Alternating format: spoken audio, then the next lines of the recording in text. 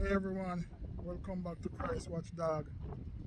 Today the weather might be a little bit changing in my province where I am in Canada now. Yesterday the weather was very cool. Today is the same thing. It's cool, so I'm doing my show from outside today, and I want to take time out and I want to pick up some people out there, especially some people out there in Jamaica. Like I'm talking about good Christian, like I mentioned that you have some bad Christians and pastors and apostles and deacon and so forth, ushers, but you have some good people in the midst, and I want to touch base with the good people, and I want to big up them right now, and I want to touch on Sister Marsh out there in Jamaica. Keep up the good work. Keep up that good work. I know you've been on the mission for a very long time, and I know you do the best you can. I don't think that Watchdog is not observing. Watchdog is observing. So thank you very much for your good work and your support. And I remember the days that when I was in Jamaica, your counseling to me was very good. So I want to keep up. I want you to keep up that good work, and I want to let you know that you recognize and your legacy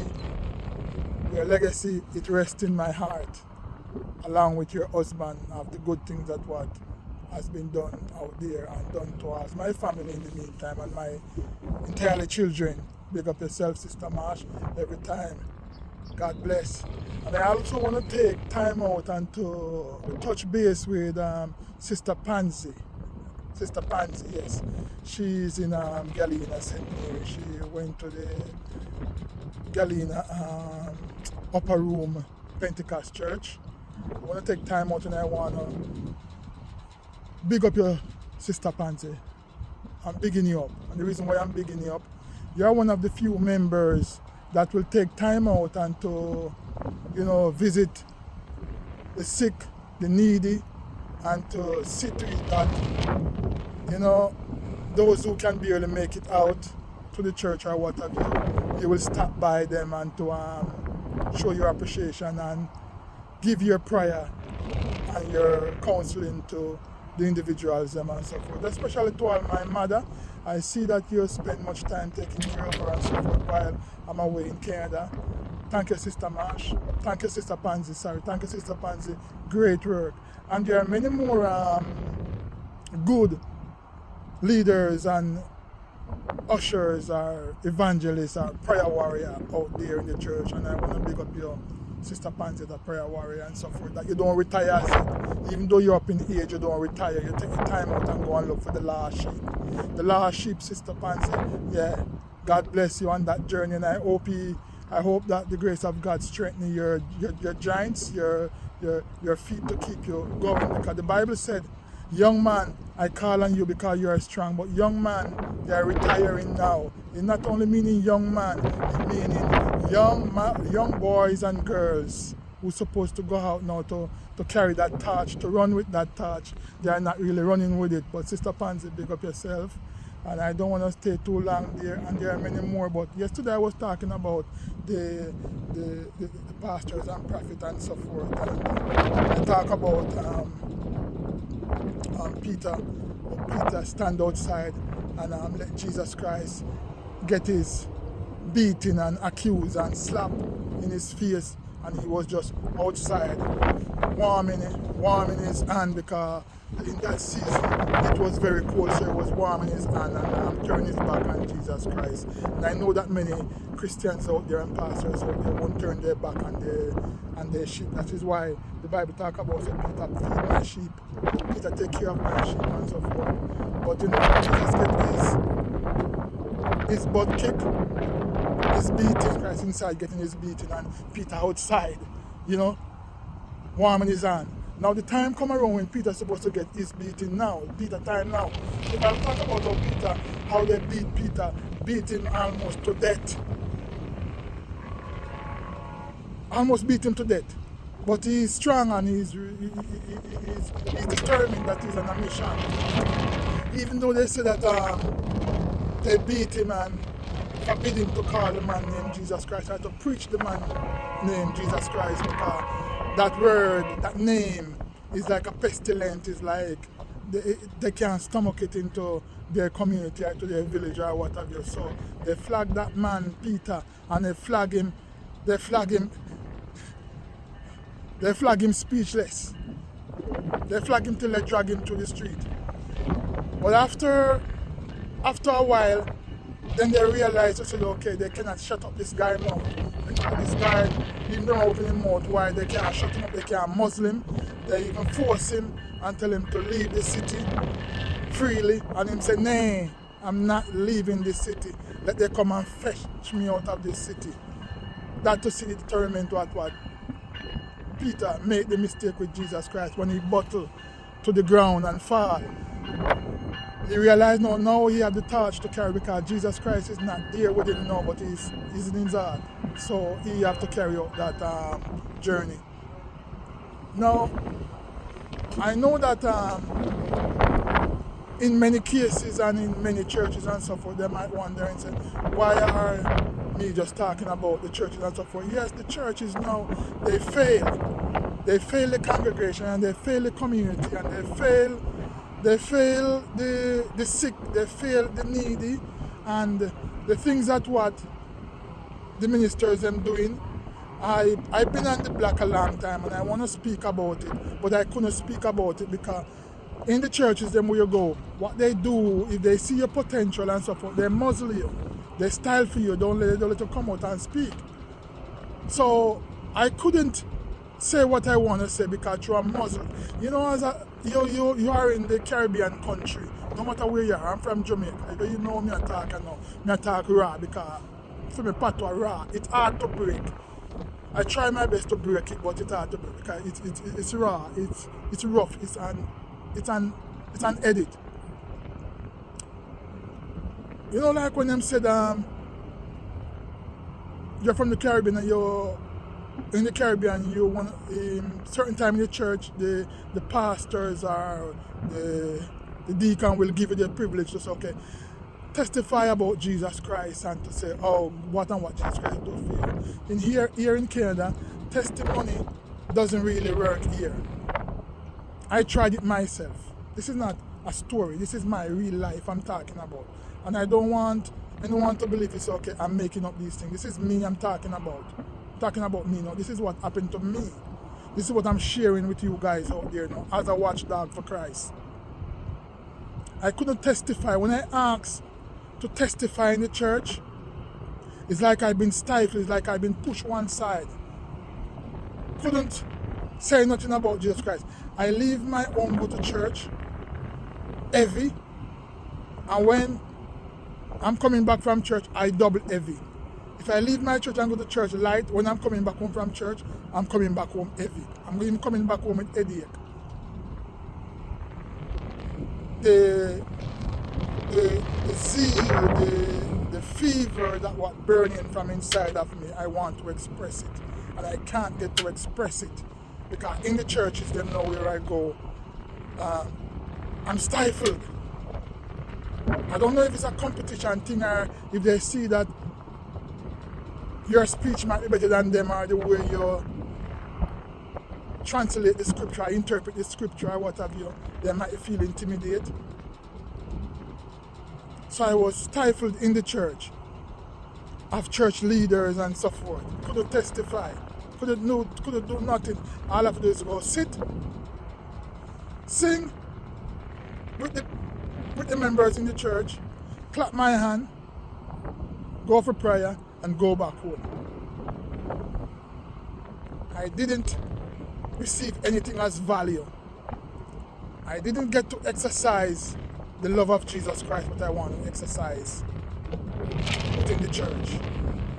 Because the leaders, them, if you're not from certain background or if your wallet is not big enough, they're not going to put you up front. Or they're not going to pick you out. They're not going to say, okay, you know, let's see what is in the member. Let's be leaders. Let be leaders to send out. Let be leaders to send out to bring the gospel of Jesus Christ. No, they don't do that. So, with my experience I'm sharing with you guys, that many churches have to leave those churches because I see the hypocrisy, the hypocritism that was in the church, that it was very sting for me that I couldn't stay there. I can't stay there to worship with them because I'm just feeling so heavy and uncomfortable. And as I talk about the money to give to the church, when you don't have it to give to the church, it's like you are a curse in the church. It's like, why are you here? You're just taking up this seat when somebody else could get this seat. So I leave. And I go to many of these churches, and that's what I see how their doctrine is. It's like I went to another church too in Canada here, and when I went there, and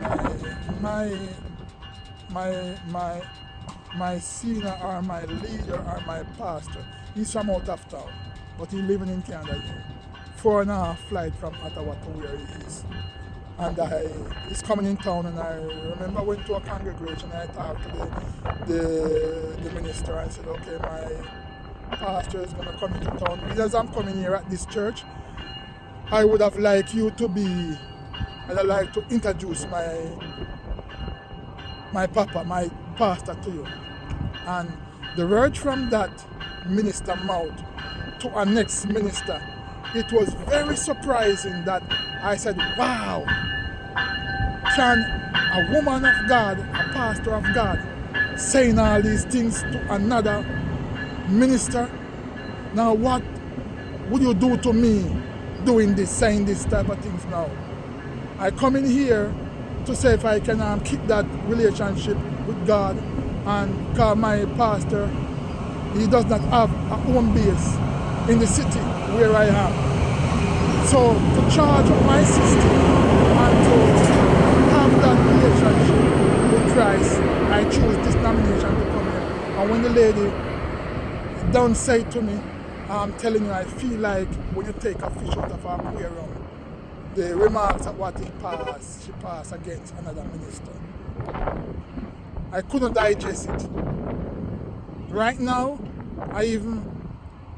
I don't hate that congregation, I don't hate the minister, but if I even want to go back to that church, which I tried several times, forgive and let's move on with the work of Christ. My heart is willing, but my 2 feet is not willing to move me to go there. So this church, I don't go back there anymore, because I see that is the wrong place. I have a church brother, and the church brother will say to me, Brother Hubert, from the day I met you and see you coming to this church, I see you're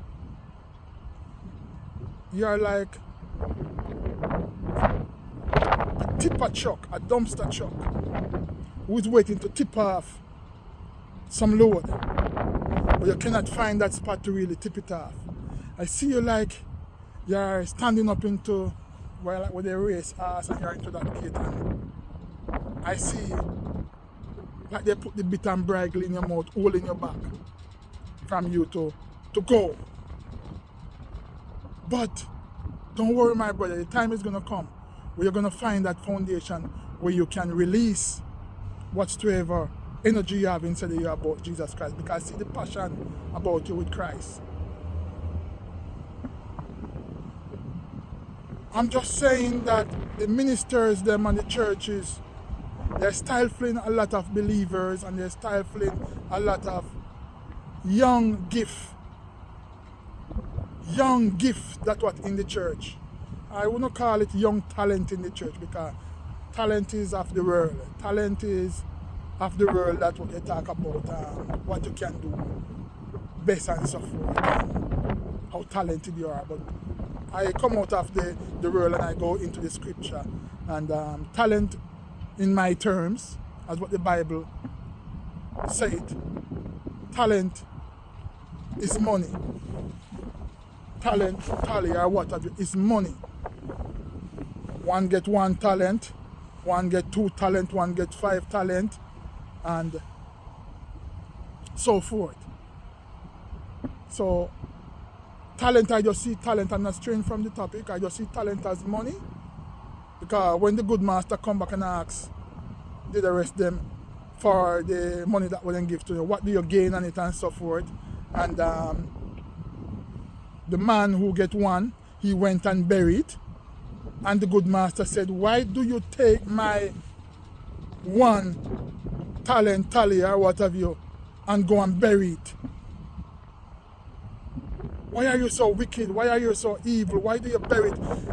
Instead of you take it to the bank, to the money changers and leave it there, so when I return, I could gain profit on it, just like the other rest of them who gain. So what was the Bible talking about now about talent? It was what you do best, or he was talking about money. This is the reason why I said, I'm not talking about talent, I'm talking about my gift, that what I have, or gift that what people have in the church, that what they can do more. There are many people in the church now, young people, old people, that they can do more. But they give that what they have. Leaders, they stifle it in the church. I don't know if it's just for the fame or the glory that why they don't want to release these people so they can go out and to gain more soul for Jesus Christ. It's not about you. It's not about me. It's all about the big man Jesus Christ. To gain soul for the big man Jesus Christ. That's what we are talking about. But leaders, ministers in the church, they're stifling the congregation. I've given them the privilege to release their hidden gift that what's inside of them. They just see the money. So I don't appreciate the way the churches them nowadays are behaving. I don't appreciate it. It's like a church now becomes mafia, mob. It's like a church now, the church is them coming like a gang of thugs. One mission is for money. That is why there is no healing, less healing taking place now in the church. Because before you strive for healing, so that God can give you the power so you can lay on the sick and the blind and the deaf and the dumb, so they can heal. Your mission now is just for money. That means you're going the wrong way. Don't go for money. Go for the power of Jesus Christ, the gift of Jesus Christ, the love of Jesus Christ. Then all those things will come down to you. All those things will come unto you. The money that what you are looking for will come to you. But many churches are going the wrong way to receive the money. And the devil will give you money. The devil will give you money. And when the devil gives you money, remember, your congregation is going to scatter. There's a spiritual bomb is going to drop in. There's a spiritual warfare going to drop in the congregation. Because the greed of money, the love of money, the lover of money becomes the root of all evil. It's not money becomes the root of all evil. It's the lover of money becomes the root of all evil. Because money don't have on our foot. Money cannot take up himself and just kill you like that. It's the lover of money kill you. It's the lover of money destroy you. It's the person behind the money. How that person love the money so much so he will do evilness to get that money. He will do whatever he have to do to get that money. Pastors are selling themselves now. Pastors mix up into wrongdoings that the what they should be mixed up into. And I would like pastors to stay in their lane. Stay in their lane. Don't lower themselves to go the other way instead of coming this way. And I will say to pastors too, if you have your wife, stick with your wife. If you live with your wife, stick with your wife. Don't leave your wife and go. They like young girls and they like to see nice, beautiful girls. And the enemy, the devil, is using that to destroy them, to tear down their kingdom.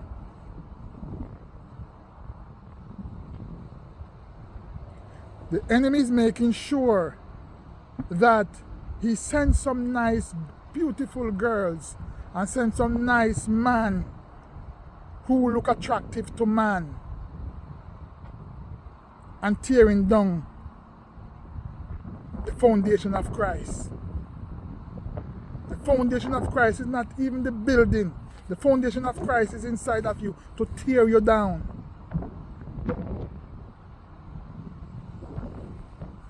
Pastors, leaders, and so forth in the church. You know, this is my opinion. You know, you just need a special partition, a border in the church. That the pulpit is here, the congregation is here, the front bench is here. Where the front bench is, to me, this is my opinion, there is a border should put there. And within that border, when those girls sitting down, that border will cover up the extra portion of the ladies them that what do not cover up, who come into the church and sit on the front row, who is distracting the pastors or the prophet or the apostles when they're preaching or teaching. That border should be there, so the pastor or the prophet, they can focus on the message of Jesus Christ, not to focus on the legs that what they see, not to focus on the open and closed leg that they're seeing on the pulpit when they're preaching, not to focus when the ladies they turn sideways and cut their 10 in their little short thing. They are focusing on there. Pastors, prophet, apostles, I want you guys to focus on the congregation. Don't let the legs them, that what on the front row, the front seat, derail you from Christ's message. Let the congregation get your full attention. These seducers, I hope I pronounce the name right, seducers, when they come into the church, ask God to open your eye to see them. How the enemy working through them to get through to you.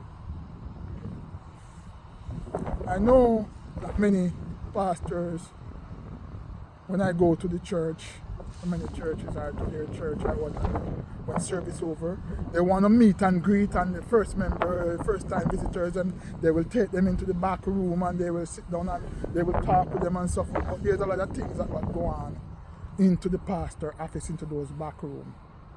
That is why the Bible talk about Ezekiel. When you tell Ezekiel, say, come and look. Knock, dig, open this area, this wall here. Look behind you. Look what these guys are doing. Many of us right now, I'm speaking, we know what's happening to the pastor's office into that back room. We know, say, such and such go around there. We know that such and such don't come back out until such and such a time. My friend, I will keep up this Christ Watchdog with you because there are many more. I see many pastors here have to run away. Many ushers that have to take the plane with their family and flew to another state. Yeah, they flew to the US.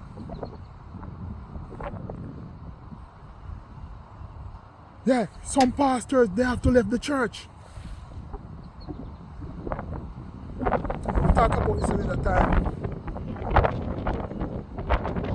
Pastors who married to their, I will talk about this another time. Just stay tuned and keep informed